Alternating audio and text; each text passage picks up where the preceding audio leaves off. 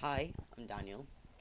I thought today I'd just quickly talk about my my top three books of the New 52 so far. Well, how do I put this? I'm reasonably new to reading comics, and I wanted to start sort of catch up with the New 52 stuff reasonably quickly. So I know I'm probably going to get a little bit of judgment for this, but um, I'm not reading sort of monthly issues of comics. I'm reading trades, and I'm just gonna go through my top three volume one trades from the New 52 so far.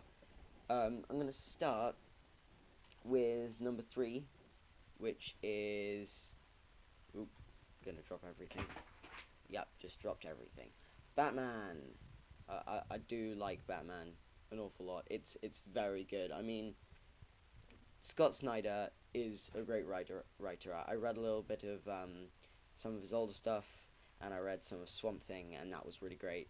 I didn't read enough of it to sort of consider it for this list, but what I read was really good. Um, and and Superman Unchained, I read issue one of that. That was great as well. Um, Scott Snyder is an amazing writer.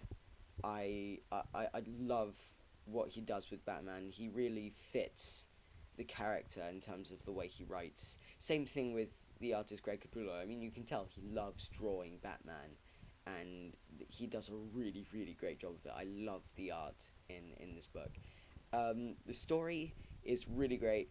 I'm not a massive fan of the Court of Owls as enemies. I mean, you can't really relate to them that much because it's just like this faceless group, and it sort of takes away from one of the main great things about Batman, that he is um, that he was like Gotham's first superhero, but it that barely takes away from the experience at all. Like this is a really great book, but like for me, I love a good villain, and I think and Batman is is famous for having really great villains. People like the Joker and, well, Penguin not so much, but Bane and Ra's al Ghul, Ra's al Ghul, whatever.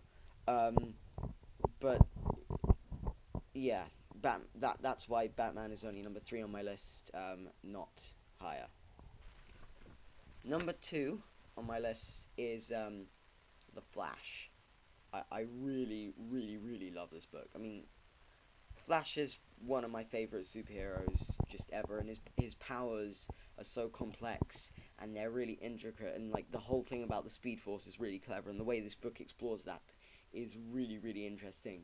Um, I like how Flash's villains are sort of a little bit odd. I mean, they're not the greatest villains. They don't have stand-up personalities. They're just like cool because they seem so insignificant, but like the damage that they can do is pretty terrifying. Like Captain Cold, it, like up until I read this book, seemed to me like a really terrible villain. He was just a guy who stole stuff, and he had a gun that shoots ice. That's a bit rubbish. I know that's pretty similar to Mr. Freeze, but Mr. Freeze has a lot more depth to him. But then this book explores Captain Cold as someone that's more than just a guy in a mask that shoots ice. He is he cares about his family. I should have said there are spoilers in this video. He cares about his sister who's dying, and like the problems that the Flash causes in this book truly bring out the villain that Captain Cold is. I know he's not particularly interesting. He's not explored that much, but I would love to see more of him. He's great.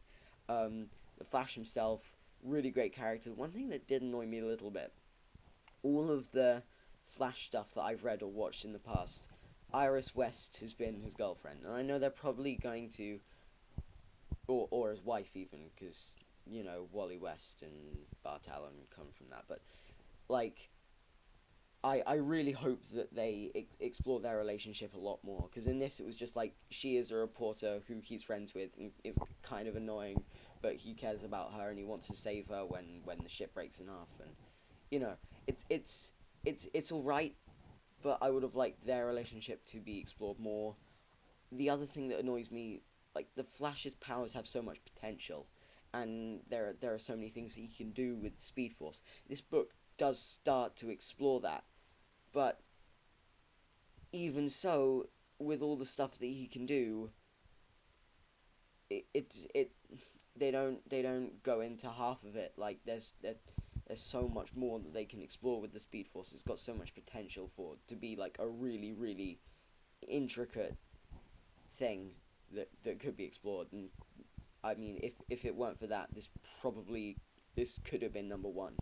But the book I have for number one is just it's so good, like it really really good. And you'll yeah, okay. I'm just gonna get it over and done with. It's Aquaman, Jeff Johns, and even Rees, Ivan Rees, whatever.